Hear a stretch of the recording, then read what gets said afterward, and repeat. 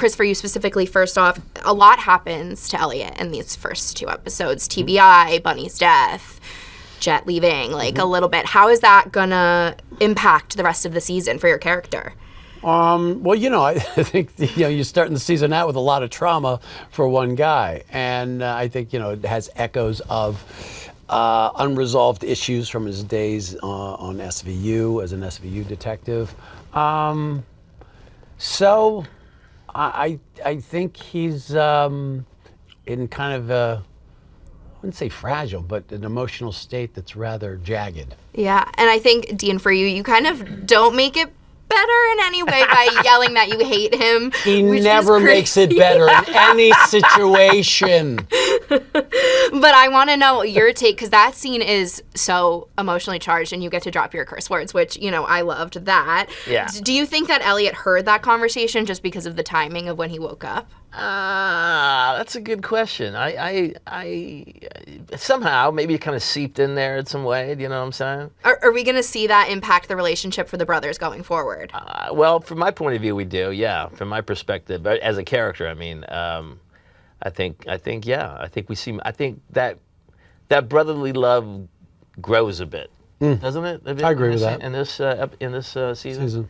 Because we haven't seen each other in a long time. Yeah. So it's. I think we explore a lot of that. So, how did you guys work together to get that brotherly love happening on screen in such a realistic way? Yeah, we used to box a lot. Well, we did a movie together 20 years ago, apparently, called Small Time, where we played used car salesmen.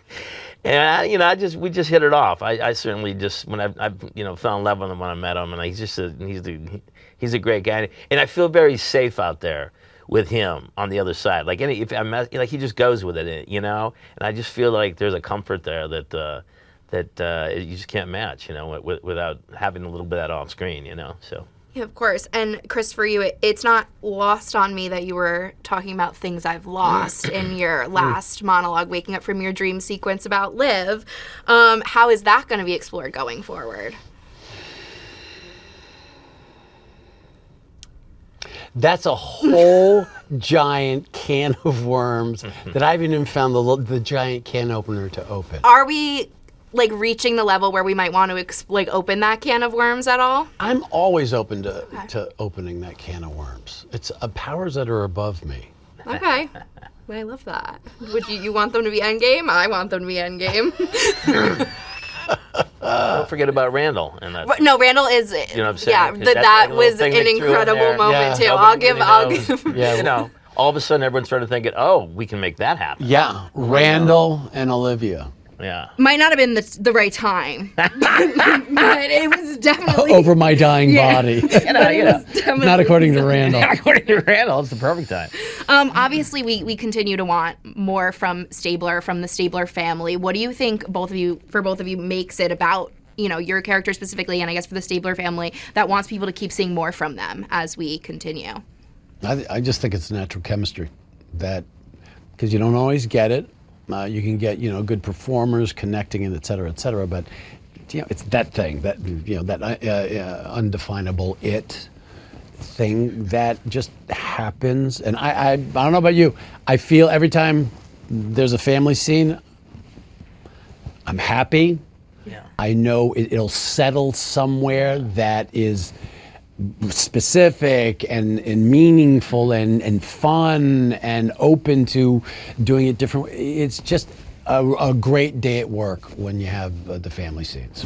Yeah, and I think it's the audience really enjoys it because we're a very dysfunctional family. I mean, really, but we love each other, and it comes through, of course, with with our lovely mom and everybody actually in the family, Eli, and I think that comes through, and people will root for that family to somehow stay together or somehow manage through all these traumas because of that love, Yeah, of course. And lastly, since we're just wrapping up, we ask every member of the Law & Order franchise this question. So I want your guys' take on it. Chris, you've been doing this a long time, and Dean, you're a little bit new here, but how do you incorporate the dun-dun into your real lives? You can laugh. It's a funny question. I inadvertently hum it every time I get out of the shower. Right before I hit the restroom, I could. I love that.